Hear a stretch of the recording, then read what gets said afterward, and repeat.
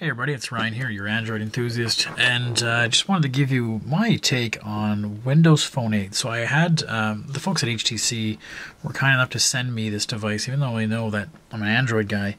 I was interested in trying out Windows Phone 8. It was something I was starting to suggest to some people as something to take a look at. So I was curious to myself to see how it sort of had evolved.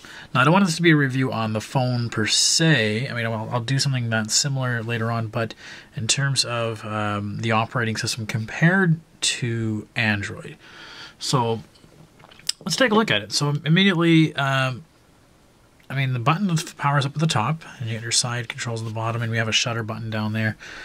But micro USB, which is great. I mean, not like some of the other guys out there that use some sort of proprietary weird cable. They're going to be the same cable you have out there. Very similar to Android, we're going to have our three sort of soft buttons down at the bottom that have different functions throughout the ecosystem. Turn it on, we have a lock screen, and we can customize that minimally with certain tiles or weather like I have here right now. Immediately, there's nothing you can really do on the lock screen. You get a notification count that I've got an email down there, but you can't really get at that notification. There's nothing I can do to bring that up, unfortunately. So that's unfortunate, but oh well. So we take a look at it. We have the standard, what they call Metro or modern UI nowadays, and it's kind of neat. You can play around with how you want this to look. You know, just like Android, you would long hold on a button, and you can play around with the size of a tile if you get a tile, depending on what it is, and then, you know, to the way you'd want. You can click around and move it very much like Jelly Bean widgets and move it around. So again, what I like about that is the fact that it's customizable. It's not just a list of apps like some others out there. And we have our apps, but we can also have specific tiles. And certain apps you can actually generate specific tiles. So if I had, for example, this is ones for Facebook for check-in. You know, it's like a shortcut just to check in.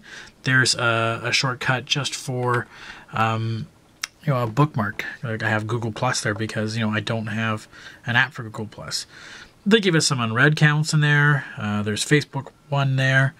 Really cool is they have that little flipping calendar stuff or flipping idea of tiles for photos or for, you know, like people.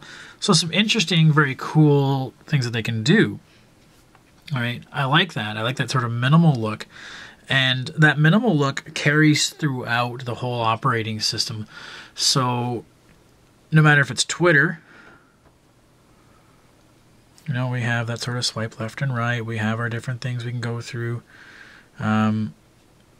Whether it's Facebook,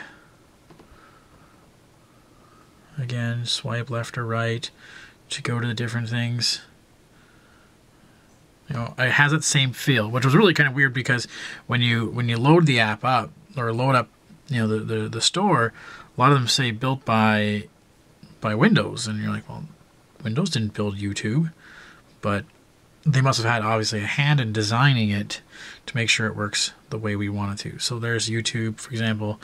Now it'll have the standard sort of Google look to it. So I kind of appreciate it because it's the same style throughout, the way I think some developers should, you know, try to adhere to some sort of designs. So very cool in that, very minimalistic, almost too simplistic now that I'm used to a much more enriched experience. The one thing that it took me a while to sort of figure out is how do I get other emails, and it took me a while to sort of figure out how do I get. No, there's no Outlook on here. There's no email in here. So how do I go about doing that? So, you know, I'd have to go into settings, and the settings are pretty minimalistic as well themselves, you know, and try to find, okay, email accounts, and then I would have to add those ones in, and then bring that into as a tile. So, a little unintuitive for some people. Again, most likely would need somebody to sit down and sort of play with it with you for a while and sort of figure out. I've had, you know, for a while, and it's still some things. The other things, like, for example, messaging. Is this text messaging or is it just the online ones? You know, I don't know really which ones, like, is it threading between the both of them or not? Again, it's not my phone number in here, so I'm not practicing text messaging people, so unfortunately I really can't give you a feed there. But again, a lot of things tied throughout. When it comes to the buttons down at the bottom, you know, back, Windows Start or Home or whatever you want to call it, and search. And it would be pretty straightforward to think, okay, well, search, hit that button. It brings up a Bing search. Okay, Home brings us back to Home. And back brings us back any screen. Now, sometimes back is a little weird in terms of it sort of remembers every position and every running app out there, and you have to back out sometimes. So it doesn't work the way you might think about it. What's a little weird is that, for example, multitasking, you would think hold down Home. Well, you're wrong. It does a voice search. This is a voice search. Searching for Ronnie does the voice search. This is a voice search. Not too bad, I mean, in terms of how that works. So that's, you know, again, Bing searching. But why would you do a search from the Home? Why wouldn't I just do Home? Well, Home doesn't do anything if I long press it. You would think intuitively I should do that. Multitasking is if you hold back. And it brings up a sort of a Windows-esque card style. But you can't delete or remove or kill apps from that stuff. So that's a little weird. And the other thing is that you would think, okay, let's go into, for example, an email, my Hotmail account I barely use. And again, that's another thing I'm not too fond of is Hotmail. You would think it works perfect. I just haven't had a love affair with Hotmail in a while because it just doesn't work the way Gmail does in terms of how much it syncs and all that kind of stuff. Anyways, you would think, okay, I want to search through my emails. I'll hit the search button. Brought me somewhere else. Yeah, there's a search button down there. But, you know, I'm used to pressing the hardware button. Same thing with going to the store. You know, I want to go to the App Store here. Store. You want to look for something. Okay, again, you can see the button there is for search, and they have to put it there. But again, push that, and it brings you to the search app. So I'm not a fan of that. I would have assumed that they would have tied to that app. Menu keys are obviously gone, but we do have now and again sort of that action key like Google has. You bring that up and it brings you some ideas there.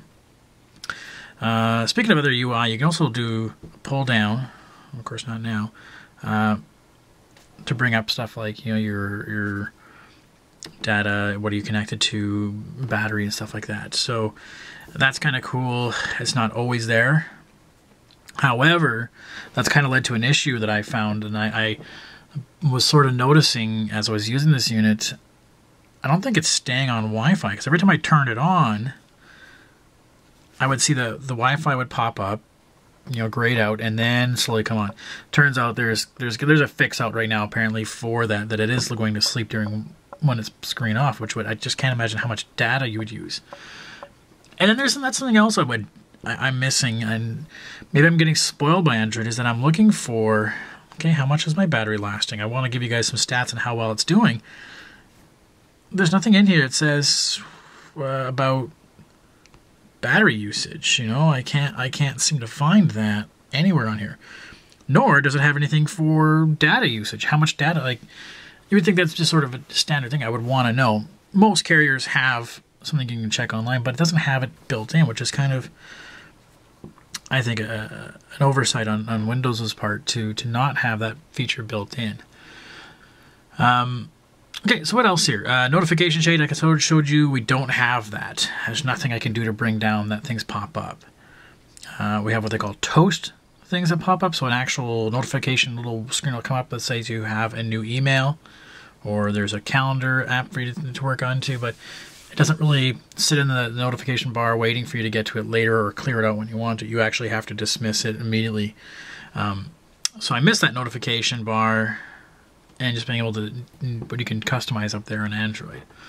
One of the other things weird I found, and I only just found out now, is that if I was going into the music app, and again, same idea, has very much a Zune, although it doesn't work with my Zune software, which I really liked Zune. You have all the different sort of things you can play around, and they're great. Again, the same sort of feel. start playing.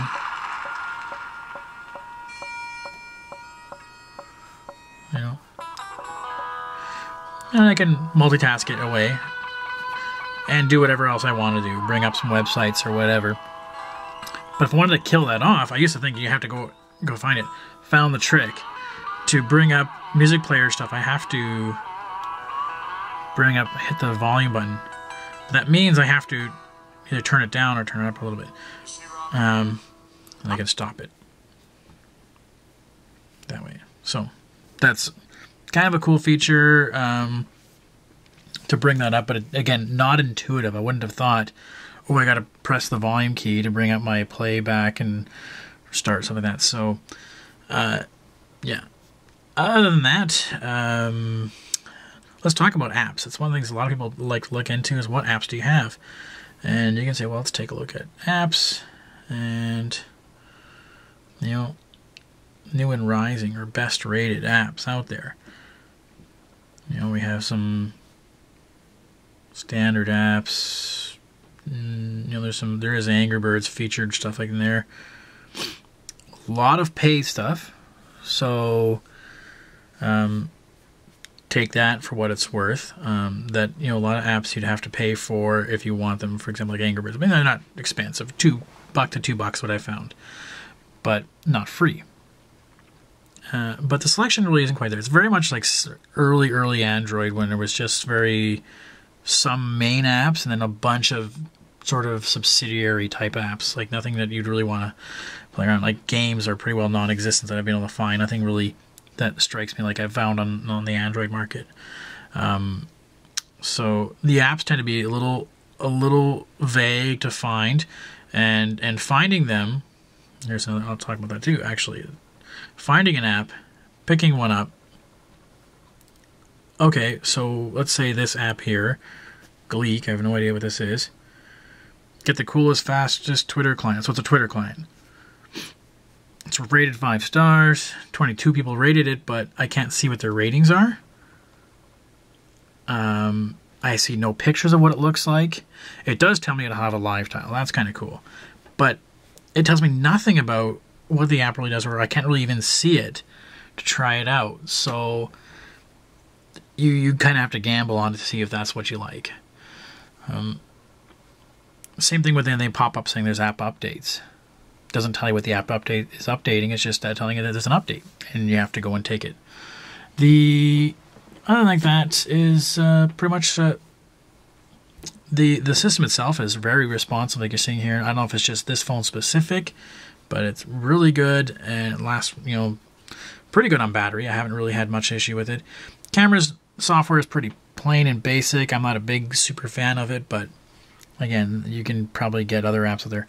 One thing that's really cool, I do appreciate that Windows is doing, is that they are including NFC built in everything, so I can get my NFC tags and still, you know, accept that NFC tag. So that one, I have that specifically. Remember, I had written the Google web page on there. So same idea. If I wanted to share contacts, I can take my phone and share contacts with the device here. Well, I'm not doing it right now because it's not that. Anyways, so it's stepping into that at least 21st century of getting NFC built into their phones.